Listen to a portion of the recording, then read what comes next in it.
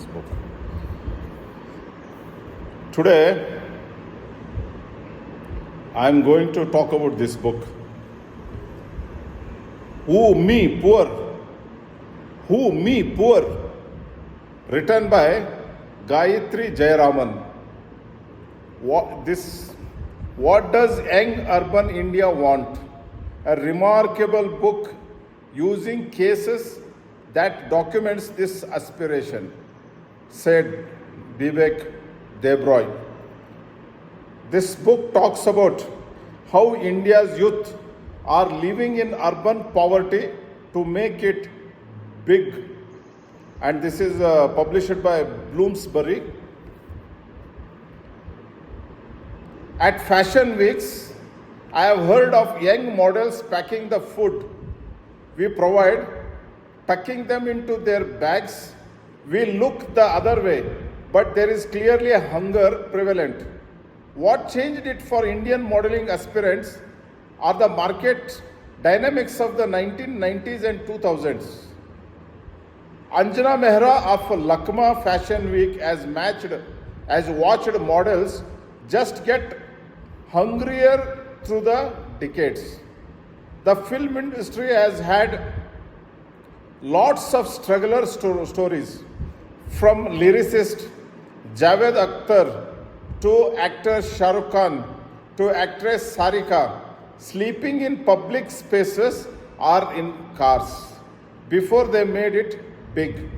From celebrities and artists to tech workers and entrants into the new age industries who are just down and out and struggling, this book captures a breathtaking range of experiences. The access to credit, personal loans, and the cashless economy makes it easy to put yourself in debt. But what happens to people who say they can't afford things? Each chapter of Gayatri Jayaraman's path-breaking Who Me Poor features interesting case studies and anecdotes narrated in first person, interspersed with analysis and research from young people using Tinder dates to find meals or a place to sleep, to the grooming and retail fashion industry perpetuating the idea of typical office worker, ostracizing those who are unable to conform. This rising phenomena, which is in the US, has been dubbed poverty with no name, has been extensively researched for the first time in India in this book. The politics of poverty and appearances that tries to answer questions like, is the poor a homogeneous mass? Does it have a standard appearance? Is the psychological impact and detriment to self-esteem worth the debt? And is there an end to the self-perpetuating cycle? I bought this book on 5th November 2019 when I was in Bellary, and I finished reading this book on 10th November 2019 in Bellary itself. There are two sentences from this book which I cannot forget. I can't forget. I read them out here. Class is not just about having money to pay the bill. It is also about where one is comfortable spending that money. Second sentence. It is not enough that people have access to jobs, but to the facilities that keep them in their jobs. That's very important. For example, I'll explain the second sentence. A village girl who has come into Bangalore city, she gets a good job in one of the multinational companies. in the early months of her stay in Bangalore. If she doesn't have a good PG, a paid guest house, or a nice place to stay, she can't perform well in the job. And in the first few months, her salary may not be sufficient to take care of her basic needs. During that time, she has to purchase her basic needs like some clothes, a vehicle, some furniture, some utensils for her house or to the place where she stays. And if she is not able to buy those things, and if she is not able to find a good accommodation in the salary which she gets, can she continue to stay in the job? No. She will lose the job because she cannot stay in Bangalore, in spite of the fact that she got a good job. You understand? Those kind of things are observed and explained in this book. And after reading this book, what I felt about this book, I'll just read it. Who Me Poor by Gayatri Jayaraman. I am very happy I read this book.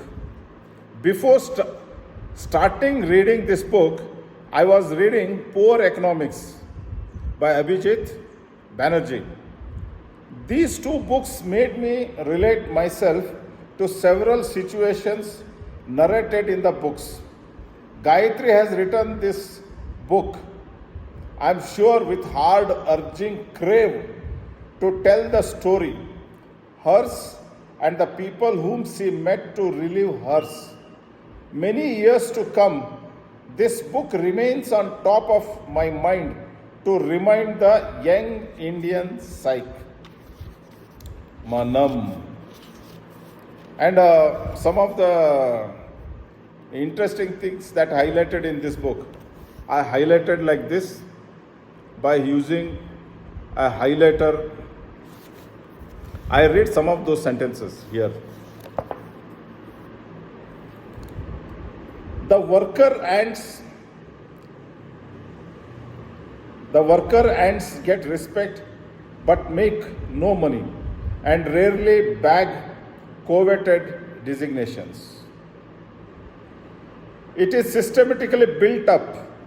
Those questions they asked you at entry point, what your parents do, the number of siblings, what educational institutions you claim alumni status at, which neighborhood address you now rent in, are not quite so innocuous.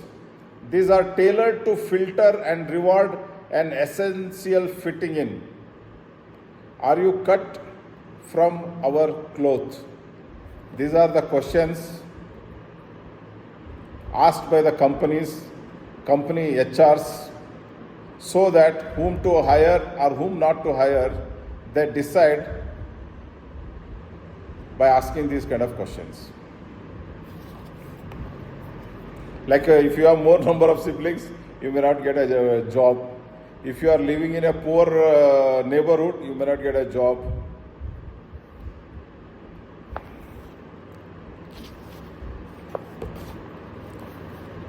This is often the first job you have been offered and is sold to you on the idea that you are lucky enough to even be part of the workforce. So take what comes. All vulnerabilities, social, financial, sexual, begins here, particularly financial, regardless of your industry of operation. Just because somebody is giving you a first job, he says, it's a great opportunity to work in this company, work. And subsequently, all good things and bad things for that worker follows. Hunger is a great leveler. Hunger is not a competition. It is equally painful, physically and psychologically, to all who face it. A finance manager in a multinational firm mentions traveling to work by hitching rides on passing trucks and surviving on one meal a day. A publisher tells the story of a young visitor who would hang around till he was offered breakfast. The first port of compromise when the month outlasts the money is always food. Many people are getting a salary which cannot take care of their 1 month needs, and some are spending lavishly on the first week itself, and towards the last week they may not have any money to buy even a meal. And some girls and boys, they are depending upon the dating apps or their friends to find a place to sleep and to find a meal to eat during their last weeks every month, because they would have spent all that they have earned in a month. And that kind of problems, that kind of social issues are explained in this book. Actually, I recommend all the young crowd which has joined their first job or their second job, I recommend them to read this book and understand their personal situation, and I advise them to take care of their finances in such a manner so that they won't get into the cycle of hunger, poverty and social shame, and they improve upon their situation and they come up socially, financially as early as possible in their life. There's a lot to talk about this book, but I end here. Thank you very much. God bless you.